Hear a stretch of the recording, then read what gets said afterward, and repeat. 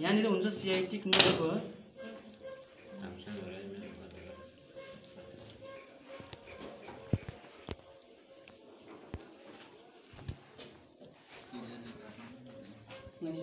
त्यो कटिन्छ भन्ने कुरा हो कि के हुन्छ अरे यहाँनिर सियाइटिक नर्भ।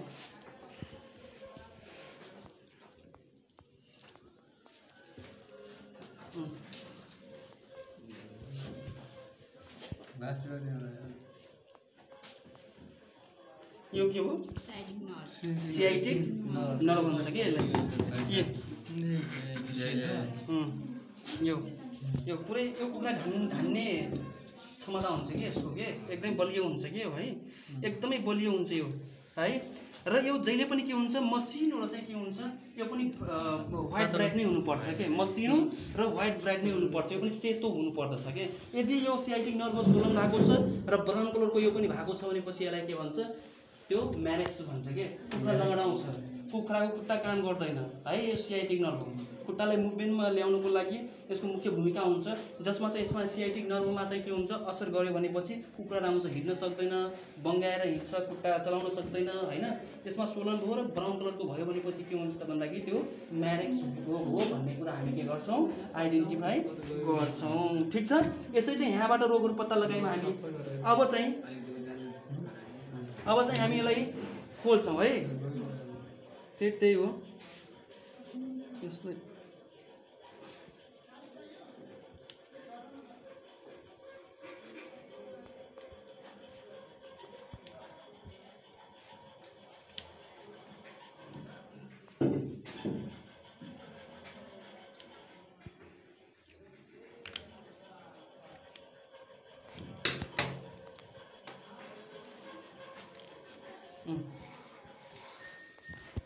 यो किन सबै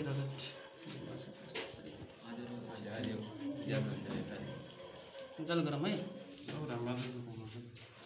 रामबहादुरको बिचारा गयो।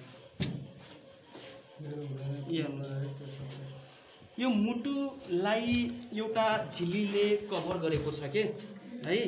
यो मुटुलाई एउटा झिल्लीले कभर गरेको छ त्यसलाई के भन्छ पेरिकार्डियल स्याक भन्छ के है। त्यो अहिले चाहिँ यो चाहिँ अलिकति रगत जम्मा मरेको कारणले गर्दा किन मरेको कारणले गर्दा गदहरू चाहिँ त्यसमा डिपोजिट भएको छ जमेको छ हैन जस कारणले गर्दा त्यति क्लियर चाहिँ यो पेरिकार्डियल स्याक देखा परेको छैन। मुटुलाई पेरिकार्डियल स्याकले के कभर गरेको छ यो माथिको झिल्ली छ नि यो सबै यो साइडको यो भनेको यो पेरिकार्डियल स्याक हो के। यो पेरिकार्डियल स्याक कस्तो हुनुपर्छ एकदमै भिजिबल हुनुपर्छ। कस्तो हुनुपर्छ एकदमै भिजिबल भनेको पारदर्शी हुनुपर्छ। हामी मुटुलाई चलेको मुभमेन्ट गरेको हामी चाहिँ के गर्न पाउनुपर्छ भन्दाखेरि हामीले देख्न पाउनुपर्छ क्या अनि मात्र त्यो के हेल्दी हो भन्ने कुरा थाहा हुन्छ। यदि त्यहाँनिर यो पेरिकार्डियल स्याकको कलर ब्राउन कलर भएको छ विभिन्न किसिमको त्यो के अरे दुधको नौनी घिउ जस्तो यसमा चिजहरू डिपोजिट भएको छ हैन अनि डार्कनेस कलरको छ भनेपछि अनि त्यसपछि गएर त्यो कलेजोमा पनि तपाईँको विभिन्न किसिमको त्यो के अरे त्यो घिउ जस्तो चाहिँ हैन डिपोजिट भएको छ जम्मा भएको छ भनेपछि त्यसलाई के भन्छ विभिन्न किसिमको कभरिङ छ त्यो के झिल्लीहरूको लेपन लागेको छ लिभरमा विभिन्न किसिमको झिल्लीहरूको लेपन लागेको छ भनेपछि त्यसलाई के भन्छ भन्दाखेरि इकोलाई भन्छ के है इचेरिचिया कोलाई भन्छ ठिक छ। के भने मैले यो पेरिकार्डियल स्याक छ पेरिकार्डियल स्याक भिजिबल भएन त्यहाँ डार्कनेस भयो त्यहाँ विभिन्न किसिमको घिउ जस्तो विभिन्न किसिमको त्यो पेरिकार्डियल स्याकमा डिपोजिट भएको छ अनि अर्को लिभरको माथिल्लो लेयरमा विभिन्न किसिमको झिल्लीहरू जसमा सेतो घिउ जस्तो नौनी जस्तो चाहिँ डिपोजिट भएको छ भनेपछि त्यसलाई के भन्छ इकोलाई भन्ने गर्दछौँ ठिक छ।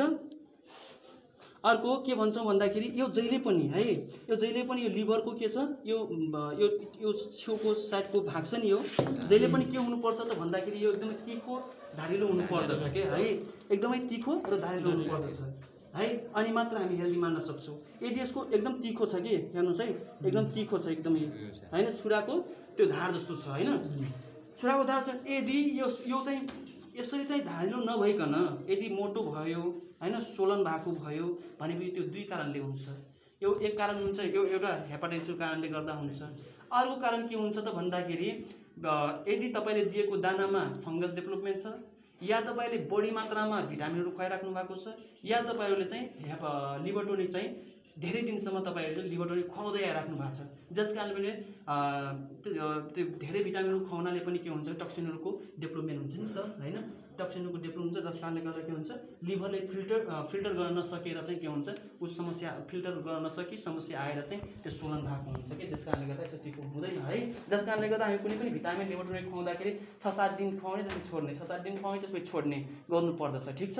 त्यसरी कन्टिन्युसली पुरै वर्षैभरि हामी चाहिँ कुनै किसिमको भिटामिन लिभर टनिकहरू खुवायौँ भनेपछि के हुन्छ त भन्दाखेरि यो हेपाटाइटिसहरूको समस्या आउन सक्छ, लिभरमा समस्या आउन सक्छ, ठिक छ। ओके हजुर, त्यसपछि हामी के गर्छौँ त भन्दाखेरि यहाँदेखि अब यो हेर्नुहोस् है, यो प्रोभेन्टिकुलस यो भनेको डाइजेस्टिभ पार्ट हो है, यो डाइजेस्टिभ पार्ट हो, यो हामी मुटुलाई यहीँ छोड्छौँ होइन। यो के हो भन्दाखेरि डाइजेस्टिभ पार्ट हो, के हो चाहिँ है, के हो पाचन प्रणालीको के हो एउटा भाग हो। यसलाई के भन्दा हामी यसरी के गर्छौँ भन्दाखेरि यहाँदेखि हामी काट्छौँ कि यसरी है, ए ठिक छ हामी काट्यौँ है। अब हामी सर यस्तै टान्छौँ अब यसलाई, यसरी टान्यौँ हामीले होइन। अब यसलाई के भन्छौँ अरे हामीले के अरे के कुलस के भन्नुहुन्छ यसलाई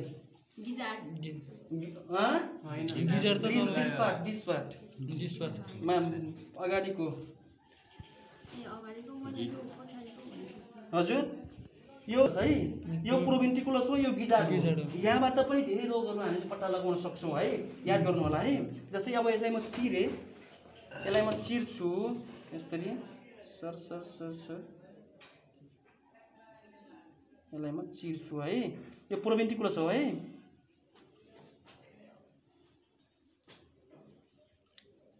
ओके यसलाई म चिरे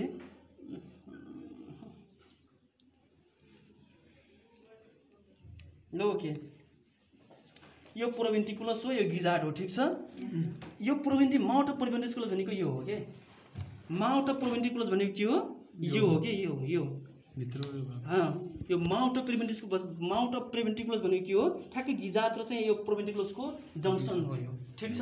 यो जङ्सन हो। यदि यहाँ राता राता धब्बाहरू टिकाहरू हेमरेजहरू देखा पर्यो भनेपछि माउथ अफ प्रोभेन्टिकुलसको मा चाहिँ रातो रातो धब्बाहरू देखा पर्यो भनेपछि त्यसलाई पनि गम्बारो भन्छ, ठिक छ। चेस्ट मसलमा, थाई मसलमा र चाहिँ माउथ अफ प्रोभेन्टिकुलसमा यदि चाहिँ यसमा चन्द्रमा आकारको तपाईँको चाहिँ के छ भन्दाखेरि राता राता धब्बाहरू छन् भनेपछि त्यसलाई के भन्छ गम्बारो भन्छौँ, ठिक छ। यो गम्बारो भन्छौँ यहाँनिरको, ठिक छ।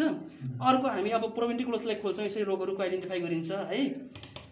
त्यसपछि हामी यसलाई गिजार्डलाई हामी खोल्छौँ है,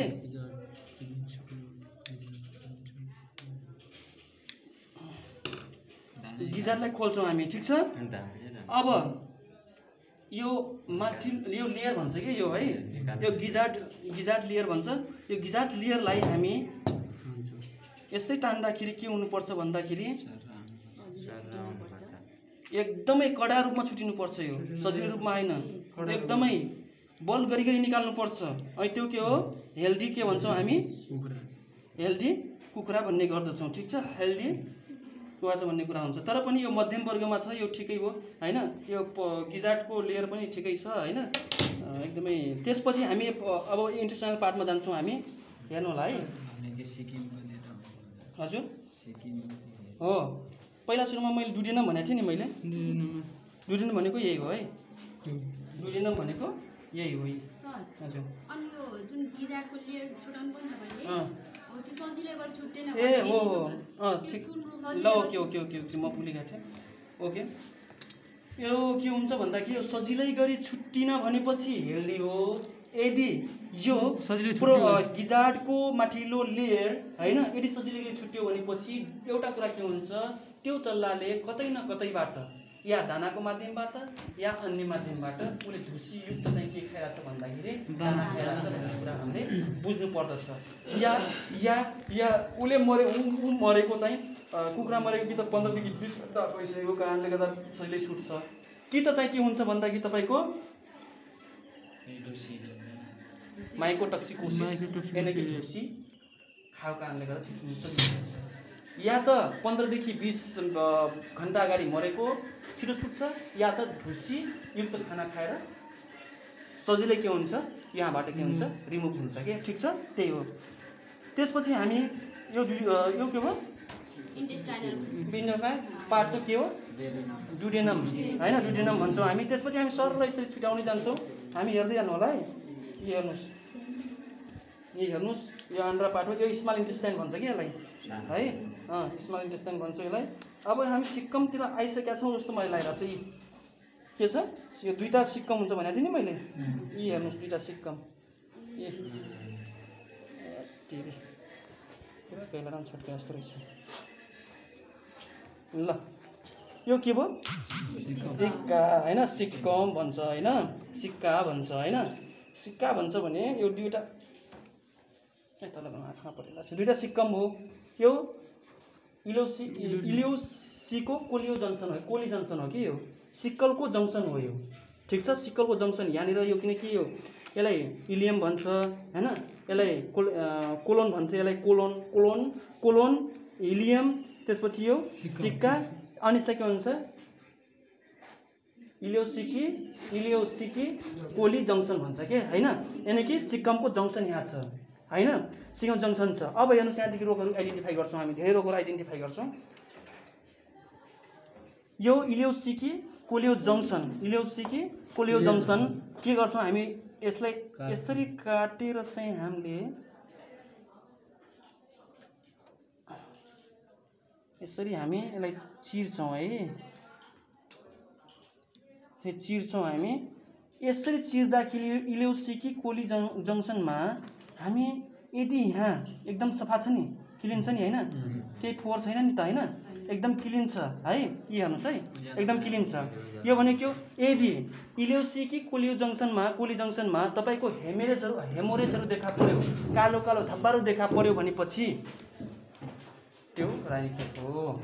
इलियोसिकी कोली जङ्सन सिक्कमको जङ्सनमा यदि तपाईँहरूको ठ्याक्कै जङ्सनमा यदि चाहिँ यहाँनिर चाहिँ तपाईँको रातो रातो धब्बाहरू चन्द्रमा आकारको रातो धब्बाहरू देखा पर्यो भनेपछि के हुन्छ त भन्दाखेरि त्यो के हो रानीखेत ठिक छ रानीखेत हो। अब हेर्नुहोस् है यदि हामी यो पोर्सन र यो पोर्सनमा पोस्टमार्टम गर्दाखेरि यदि चाहिँ यसमा रगतहरू देखियो भनेपछि त्यो के हो कक्सिडियोसिस हो हैन। हामी चिएर हेर्दाखेरि रगतम्य भयो भने सिक्का के हुन्छ रगतम्य छ भने चाहिँ त्यो कक्सिडियोसिस हो। यो सिक्कममा र यो सिक्कम दुईटै सिक्कममा रगत भरेको हुन्छ। त्यो रगत भरेको देखियो भनेपछि के भन्छौँ त भन्दाखेरि त्यो कक्सिडियोसिस हो भन्छौँ है। अब हेर्नुहोस् यदि यो सिक्कमबाट सुरु भएको छ कक्सिडियोसिस हेमेरिया कक्सिडिया के छ यहाँबाट सुरु भएको छ भन्दाखेरि हैन यहाँ संक्रमित छ भनेपछि रगतै आउँछ रगतै हग्छ उसले रगतै दिशा गर्छ ठिक छ। यदि